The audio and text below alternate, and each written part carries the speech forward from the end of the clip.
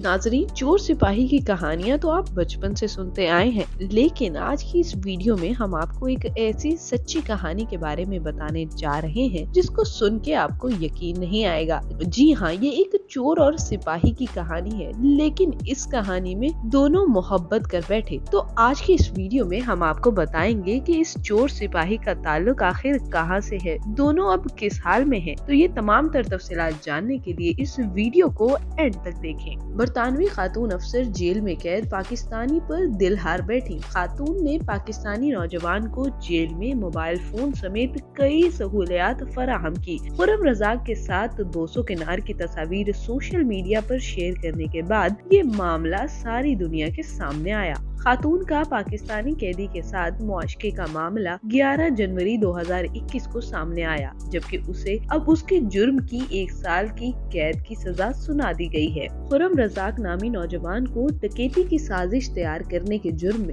12 साल की कैद की सजा सुनाई गई थी। तफसीलात के मुताबिक बरतानिया की जेल में कैद पाकिस्तानी नौजवान और खातून अफसर के दरमियान मुआशका सामने आया है। बताया गया है कि दोनों के माबैन दोस्ती और मुआशके का मामला उस वक्त सामने आया था जब दोनों की वीडियो सामने आई। 27 साला आयशा गन का 29 साला खुर्रम रज़ाक के साथ जेल में ही मुआशका शुरू हुआ, जिसके बाद खातून ने सोशल मीडिया पर जेल सेल में ली गई बोसो किनार की तस्वीर शेयर की। खुर्रम रज़ाक को बर्मिंघम क्राउन कोर्ट ने 2008 में डकैती करने के जुर्म में 10 साल कैद की सजा सुनाई थी, जिसके बाद 2015 में उसे डकैती की साजिश तैयार करने के जुर्म में 12 साल की कैद की सजा हुई थी। आयशा गन पर इल्जाम है कि उन्होंने खुर्रम रज़ाक को जेल में कपड़े, स्मार्ट वॉच और मोबाइल फोन फराहम किए। दोनों ने मोबाइल फोन पर 3 मुख्तलिफ नंबर्स के जरिए 1200 मरतबा राब्ता किया। आयशा गन को नवंबर 2018 में पब्लिक ऑफिस को गलत इस्तेमाल करने पर गिरफ्तार किया गया था। चोर और सिपाही की इस जोड़े ने फाहिश वीडियोस और तस्वीर का भी आपस में तबादला किया, जिस पर आयशा गन को 12 माह कैद की सजा सुनाई गई। आयशा गन की सजा दिसंबर 2020 से शुरू हुई है, जबकि खुर्रम रज़ाक मार्च 2021 में जेल से रिहा हो गए हैं। बताया गया है कि बरतानवी खातून अफसर आयशा गन और पाकिस्तानी नौजवान खुर्रम रज़ाक के माबैन 4 माह तक दोस्ती रही थी और इस दौरान वो फोन पर राब्ते में रहते थे।